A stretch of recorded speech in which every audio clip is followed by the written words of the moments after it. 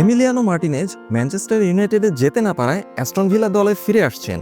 দলবদলের শেষ দিনে Manchester United তাকে দলে নিতে পারেনি। ম্যানচেস্টার ইউনাইটেড তাদের গোলরক্ষক বিভাগকে শক্তিশালী করতে চেয়েছিল এবং এমি মার্টিনেজ তাদের বিবেচনায় ছিলেন।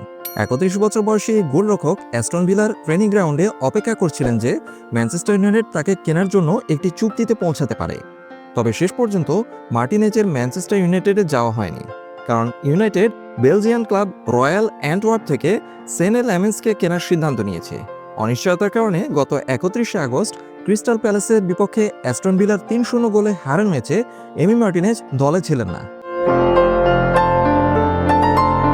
তবে এখন তিনি উনাই এমেরির দলে আবার যোগ দেবেন বলে আশা করা হচ্ছে। আরেকটি রিপোর্টে বলা হয়েছে যে Emi Martinez Saudi pro league বা তুর্কি সুপার লিগে যেতে আগ্রহী নন, যদিও এই লিগগুলোর দলবদল এখনও খোলা আছে। এমি মার্টিনেজ বিশ্বের সেরা গোলরক্ষকদের একজন হিসেবে নিজেকে প্রতিষ্ঠিত করেছেন। আর্সেনালের সাবেক এই খেলোয়াড় অ্যাস্টন ভিলাকে গত দুটি প্রিমিয়ার লিগ মৌসুমে শীর্ষ ৬-এ থাকতে সাহায্য করেছেন।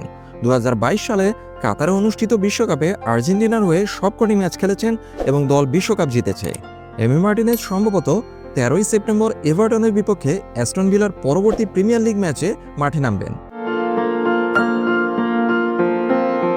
অন্যদিকে ম্যানচেস্টার ইউনাইটেডের নতুন খেলোয়াড় ল্যামেন্স ৪ই সেপ্টেম্বর ম্যানচেস্টার সিটির বিপক্ষে ডার্বি ম্যাচে অভিষেক করতে পারেন।